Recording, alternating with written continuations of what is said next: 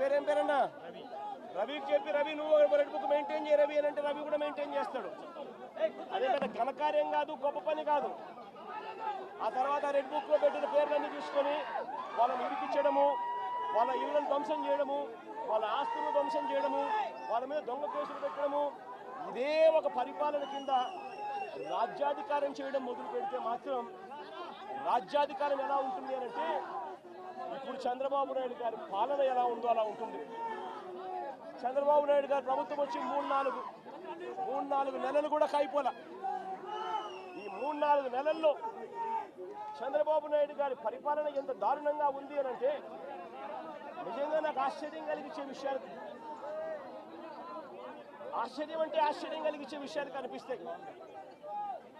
ఇదే పెద్ద మనిషి చంద్రబాబు నాయుడు గారు ఎంత రెడ్ బుక్ పాలనలో నిమగ్నమై ఉన్నాడు అని అంటే, పరిపాలన ఎంత గాలికి వదిలేశాడు అని అంటే, ఇదే పెద్ద మనిషి చంద్రబాబు నాయుడుకు తుఫాను వస్తూ ఉంది అని సంకేతం తెలుసు. బుధవారం నాడే తుఫాను, శుక్రవారం సాయంత్రం నుంచి తుఫాను రాబోతా ఉంది, భారీ స్థాయిలో వర్షాలు పడతాయి, అతి భారీ వర్షాలు కురుస్తాయి శుక్రవారం సాయంత్రం నుంచి అని తనకు అలర్ట్ వచ్చింది. బుధవారం నాడే చంద్రబాబు నాయుడు దగ్గర బుధవారము, గురువారము, శుక్రవారం మధ్యాహ్నం దాకా టైం ఉండేది. కానీ చంద్రబాబు నాయుడు గారు అనే వ్యక్తి ఎంతగా ఈ మనిషి రెడ్ బుక్ పాలన మీద ధ్యాస పెడతా ఉన్నాడో తప్ప ప్రజల అగసాట్ల మీద ధ్యాస పెట్టడం లేదన్న దానికి ఇదే నిదర్శనం. 2.5 రోజు టైం ఉన్నా కూడా, బుధవారము, గురువారము, శుక్రవారం మధ్యాహ్నం దాకా టైం ఉన్నా కూడా చంద్రబాబు నాయుడు గాలికి వదిలేసాడు ప్రజలను. తాను అదే రోజే, బుధవారం రోజే, అలర్ట్ వచ్చిన రోజే తాను రివ్యూ మీటింగ్ తీసుకొని ఉంటే డ్యాములన్నీ ఒకవైపున నిండి ఉన్నాయి అనే సంగతి తనకు తెలుసు. పై రాష్ట్రాల నుంచి, మహారాష్ట్ర నుంచి, కర్ణాటక నుంచి, తెలంగాణ నుంచి నీళ్లు వస్తున్నాయని సంగతి తెలుసు. మాన్సూన్ వల్ల అటు పై రాష్ట్రాల నుంచి వరదలు వస్తూ ఉన్నాయనే సంగతి తెలుసు. మన రాష్ట్రంలో కూడా తుఫాన్ రాబోతా ఉంది అనే సంగతి కూడా తెలుసు. మరి అలాంటప్పుడు చంద్రబాబు నాయుడు ఏం చేయాలి?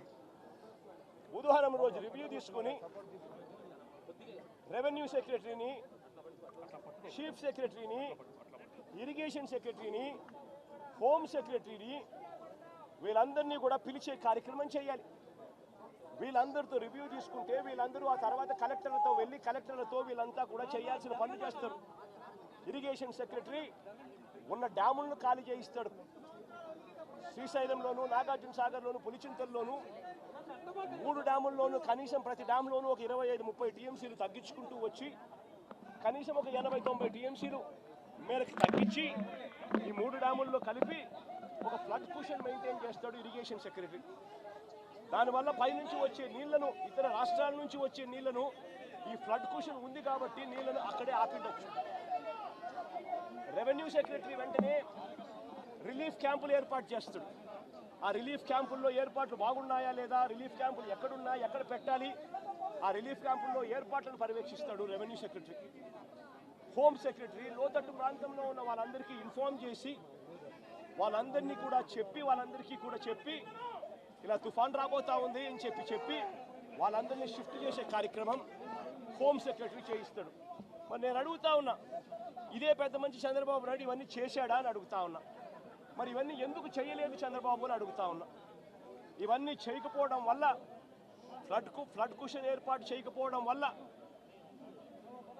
ఆ నీళ్లు పై నుంచి వచ్చే నీళ్లు, కింద పులిచింతల కింద దిగువన వచ్చే నీళ్లు, ఈ 2 నీళ్లు కలిసి ఒక ప్రళయంగా ఏర్పడి చివరికి బుడమేరును కూడా, కృష్ణానదికి పోవాల్సిన బుడమేరును కూడా తన ఇంటిని రక్షించుకునేందుకు బుడమేరులో కూడా అర్ధరాత్రి దాటిన తర్వాత ప్రజలకు నోటీస్ ఇవ్వకుండా, ప్రజలకు సమాచారం ఇవ్వకుండా బుడమేరులో గేట్లను కూడా ఎత్తేసి విజయవాడలోకి వీళ్ళు పూర్తిగా పంపించడం జరిగింది.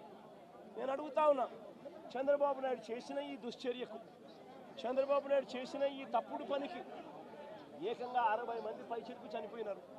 ఇంకా ఎక్కువ మంది చనిపోయి ఉండొచ్చు. రిపోర్ట్లు వస్తూ ఉన్నాయి.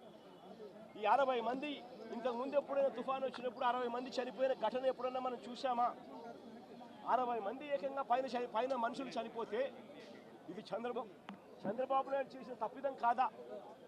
చంద్రబాబు నాయుడు మీద కేసు చంద్రబాబు నాయుడు గారి మీద నెగ్లిజెన్స్ కేసు అనేది ఎందుకు నమోదు